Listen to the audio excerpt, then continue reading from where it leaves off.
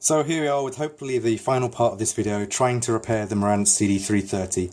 I finally got through the post from Portugal, I think it was, the bands for the drive belt, and well, for all four, there's actually 4 drive belts here. 2 for these cogs here and here, and then there's another 2 which are on the other side which I can't show you. I've got a friend helping me today. Mex, show us your hands.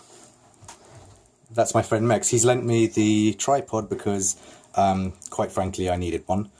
And so hopefully this will be a much better result. He's also showed me how to put my phone in proper widescreen, which should be easy, but I couldn't figure it out.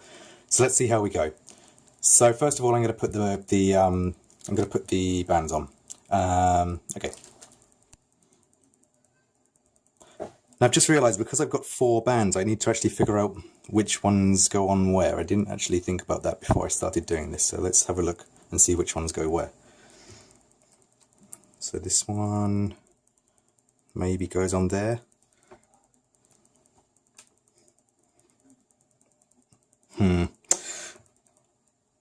Wait, that goes between there and there, I think.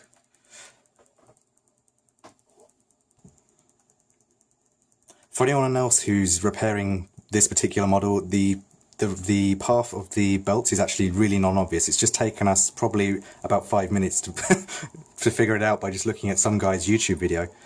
So it goes on the this actually has 2 spindles. I don't know if you can see it on the video.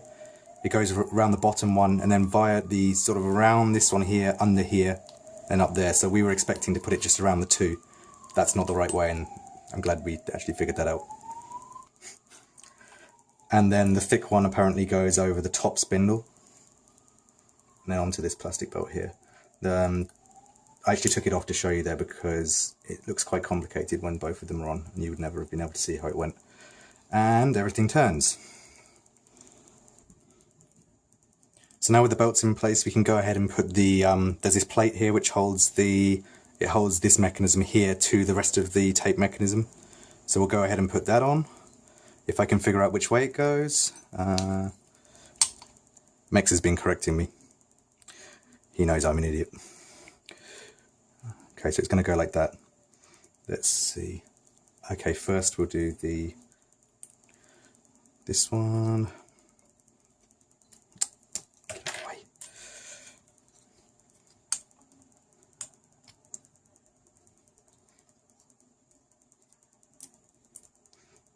I've got a picture on my PC of the how all of this looked before I took it apart. I always take pictures so that I know how to put the thing back together. Although that's not going to help us a great deal in some cases because I've mixed all the screws up like an idiot. So that's that bit in. Next is this thing. That's the technical term. And these screws have washers on. In we go. Come on.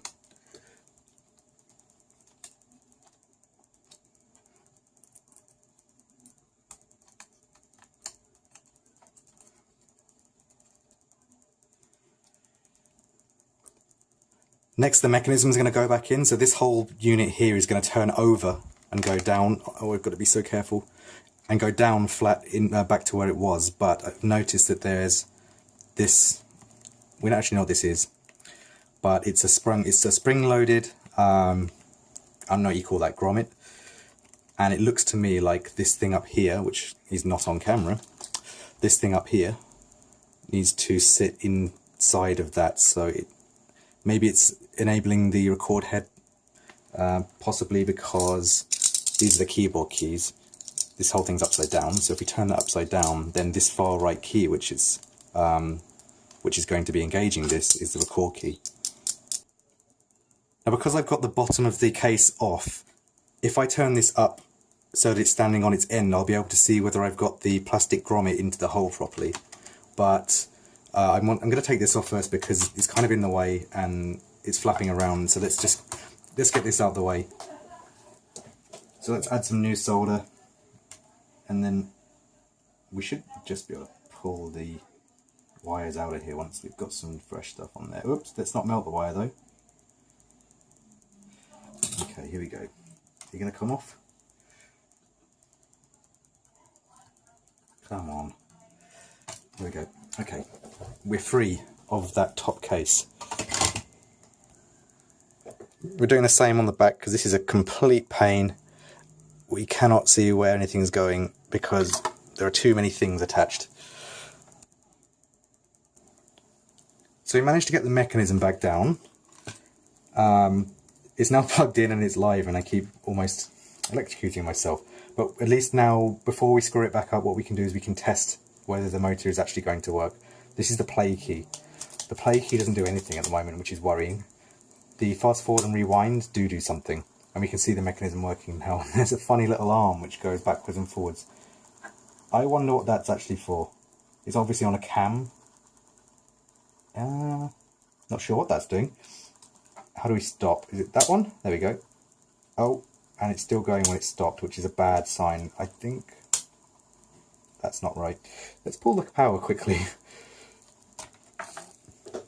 We found the service manual, so we can see roughly where all the screws go, but there are so many different screws, and the diagram is very complicated, so we're having kind of a bit of trouble getting it back together, which is what I thought might happen.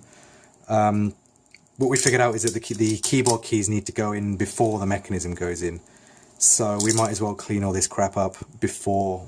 I don't want to have to take it apart again to clean it, basically, so we're going to clean it up.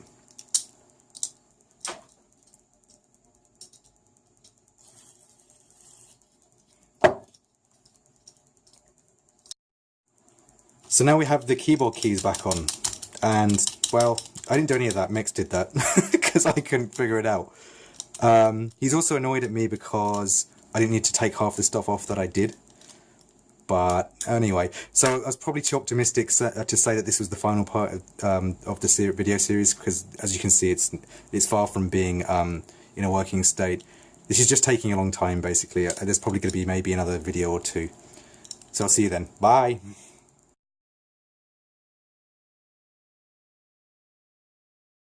They make this difficult. You made it hard by taking too much apart. Getting rid of the hand jam. Oh yeah. Are we recording at the moment? Yeah. No, we're not. Yes, you are. Are we? Yeah. Oops.